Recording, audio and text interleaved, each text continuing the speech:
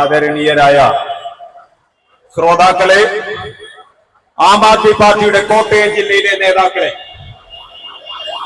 സാധാരണ ജനങ്ങൾക്ക് നേതൃത്വം കൊടുക്കാതെ ഈ ഇന്ത്യയിൽ ഏകാധിപത്യ ഭരണം ഇല്ലാതാക്കാൻ സാധിക്കുമെന്ന് തോന്നുന്നുണ്ടെങ്കിൽ അത് തിരുത്തി വായിക്കേണ്ടതാണ്.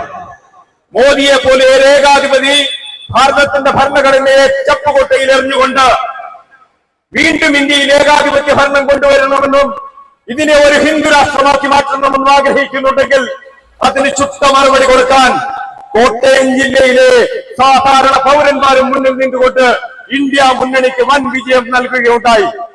ഞാൻ ഇന്നെന്നെ ശ്രമിക്കുന്ന എല്ലാ ജനങ്ങൾക്കും, കോട്ടയത്തെ എല്ലാ പൗരന്മാർക്കും അവരുടെ വിവേകപൂർണമായ വോട്ടിങ്ങിലൂടെ ഇന്ത്യ മുന്നണിക്ക് ഇവിടുന്ന് തെരഞ്ഞെടുപ്പിനുള്ള ഒരു അവസരം നൽകിയിട്ടുണ്ടെങ്കിൽ ഞാൻ അതിന് നന്ദി പറഞ്ഞുകൊണ്ട് എന്റെ പ്രസംഗം ആരംഭിക്കുകയാണ്. പ്രിയപ്പെട്ട സുഹൃത്തുക്കളെ, ഭാരതത്തിന്റെ ഭരണഘടന ചവിട്ടുകൊട്ടയിൽ എറിയുന്നതിന് വേണ്ടി ശ്രമിക്കുന്ന മോദിയെ അത് സാധ്യമല്ല ശ്രീമാൻ.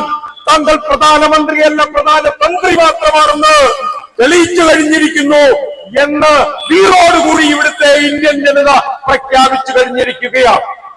പക്ഷേ ഇന്ത്യ മുന്നണിയിൽ നിന്ന് തെരഞ്ഞെടുക്കപ്പെട്ട നേതാക്കൾ, ഇന്ത്യൻ നാഷണൽ കോൺഗ്രസിന്റെ നേതാക്കളോട് ഉൾപ്പെടെ ഞാൻ പറയാൻ ഉദ്ദേശിക്കുന്നത്, കേരള കോൺഗ്രസിന്റെ റബർവിലീഡിന് വേണ്ടി കരഞ്ഞുകൊണ്ടിരിക്കുന്ന കേരള കോൺഗ്രസിലെ നേതാക്കന്മാരോട് എനിക്ക് ചോദിക്കാനുള്ളത്, നിങ്ങളുടെ ആത്മധൈര്യം എവിടെ പോയി?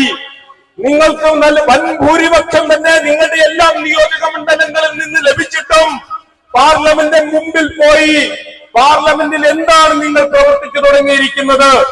മോദി ഇനിയും ഭരണഘടനയെ താറുമാറാക്കുന്നതിന് വേണ്ടിയുള്ള ശ്രമങ്ങൾ നടത്തിക്കൊണ്ടിരിക്കുമ്പോൾ, കേജ്രിവാൾ എന്ന നീതിമാനെ തെളിവില്ലാതെ ജയിലിലിരിക്കുമ്പോൾ, സുപ്രീം കോടതിയും കീഴ്ക്കോടതികളിലും ജാമ്യം കിട്ടുമെന്ന സ്ഥിതി വന്നിരിക്കുമ്പോൾ, ഭരണഘടനയുടെ ആർട്ടിക്കിൾ 21 പറയുന്നതനുസരിച്ച് ജീവിക്കാനുള്ള അവകാശം റദ്ദ് ചെയ്തുകൊണ്ട് CBI എന്ന് പറയുന്ന വേറൊരു സംഘടനയെ കൊണ്ട്, പോലീസ് ഓർഗനൈസേഷനെ കൊണ്ട് കേസിൽപ്പെടുത്തി ആ നീതിമാനെ വീണ്ടും ജയിലിലിടുകയാണ്. സുഹൃത്തുക്കളെ, പീഡനത്തിനൊരതിരുണ്ട്.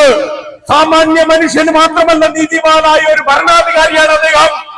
ഈ കേരളത്തിൽ നല്ല ഇന്ത്യയിലുടനീളം എടുത്തു നോക്കിയാൽ 52% വോട്ട് മേടിച്ചുകൊണ്ട് ആകപ്പാടെ 70% പോളിംഗ് നടന്നെടുത്ത് 50%-ലധികം വോട്ട് മേടിച്ചുകൊണ്ട് സാധാരണ ഒരു ഭരണാധികാരി എന്ന നിലയിൽ കേജ്രിവാൾ വിജയം വരിച്ച മനുഷ്യനാണ്. പ്രധാന തന്ത്രിയായ മോദിയുടെ അസൂയയാണ് സുഹൃത്തുക്കളെ, അസൂയ. എനിക്ക് പറയുന്നത് ചങ്കൂറ്റമുണ്ട്. അറസ്റ്റ് ചെയ്യാൻ ധൈര്യമുണ്ടെങ്കിൽ മോദിയുടെ പോലീസ് അറസ്റ്റ് ചെയ്യട്ടെ. പ്രധാന തന്ത്രി മാത്രമാണ് തങ്ങൾ, പ്രധാനമന്ത്രിയല്ല.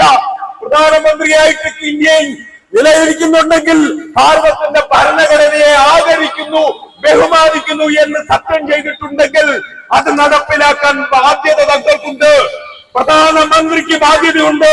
പ്രധാനമന്ത്രി ആ ബാധ്യത അനുസരിച്ച് പ്രവർത്തിക്കേണ്ടത് അത്യാവശ്യമാണ്. പ്രവർത്തിക്കുന്നില്ലെങ്കിൽ ഇനിയും ഈ നാട്ടിൽ വിപ്ലവകാരികൾ ഉയർന്നു വരും. സമാധാനത്തിന്റെ വിപ്ലവം നയിക്കുന്ന ഗാന്ധിജിയെ പോലുള്ളവർ ഉയർന്നു വരും. 3 വെടിയുണ്ട നിങ്ങൾ അദ്ദേഹത്തിന് വേണ്ടി കരുതി വെച്ചിരുന്നു എങ്കിൽ നിങ്ങളുടെ സാവർക്കറിന്റെ സംഘം 3 വെടിയുണ്ട് അദ്ദേഹത്തിന് വേണ്ടി മഹാത്മാഗാന്ധിയുടെ ചങ്ങിൽ നിറയൊഴിക്കുന്നതിന് വേണ്ടി സൂക്ഷിച്ചു വെച്ചിട്ടുണ്ടെങ്കിൽ വീണ്ടും കരുതി വെച്ചോളുക. ഒരു 3 വെടിയുണ്ട കൂടി നിങ്ങൾ ഉപയോഗിച്ച് കേജ്രിവാളിനെ നിങ്ങൾ തകർത്തുമെന്ന് ആഗ്രഹിക്കുന്നുണ്ടെങ്കിൽ ഞങ്ങളുടെയൊക്കെ നെഞ്ചിലേക്ക് 3 വെടിയുണ്ടകൾ പോരാതെ വരുമെന്ന് ഓർക്കണം. അവസാന ശ്വാസം വരെ നിങ്ങൾക്കെതിരെ, നിങ്ങളുടെ ഏകാധിപത്യത്തിനെതിരെ, ഭാരതത്തിന്റെ ജനാധിപത്യം സംരക്ഷിക്കുന്നതിന് വേണ്ടി, ഭാരതത്തിന്റെ മതേതരത്വം സംരക്ഷിക്കുന്നതിന് വേണ്ടി, ഭാരതത്തിന്റെ സ്വാതന്ത്ര്യം സംരക്ഷിക്കുന്നതിന് വേണ്ടി, സാഹോദര്യം, ഹിന്ദു മുസ്ലിം സാഹോദര്യം സംരക്ഷിക്കുന്നതിന് വേണ്ടി, എന്തിന് ക്രിസ്ത്യാനികളെ പോലും മുസൽമാനെതിരെ തിരിക്കുന്ന, വിദ്വേഷം കെട്ടിക്കുന്ന ആളുകളെ ഞങ്ങൾ ഒറ്റപ്പെടുത്തുകയും സാഹോദര്യത്തിന്റെ നാട് പുനഃസ്ഥാപിക്കുകയും ചെയ്യും. മോദിജി സ്വപ്നം കാണണ്ട. കേജ്രിവാളിനെ അറസ്റ്റ് ചെയ്യുന്നത് കൊണ്ട് ഇവിടെ നീരാക്കൾ ഇല്ലാതാകുന്നില്ല.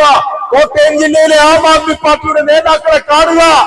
സാധാരണ ജനങ്ങൾ ധൈര്യത്തോടുകൂടി ഇറങ്ങി നിന്ന് വിളിച്ചു പറയാൻ മടിക്കുമ്പോൾ തൊപ്പി വെച്ചുകൊണ്ട് മോദിയുടെ ഏകാധിപത്യത്തിനെതിരെ സംസാരിക്കുന്നതിന് ശക്തിയുള്ള എന്നേക്കാൾ ഊർജ്ജസ്വലമായി സംസാരിക്കുന്ന നിരവധി നേതാക്കന്മാരാണ് ആം ആദ്മി പാർട്ടിയുടെ ബാനറിന്റെ കീഴിൽ അണിനിരക്കുന്നത്.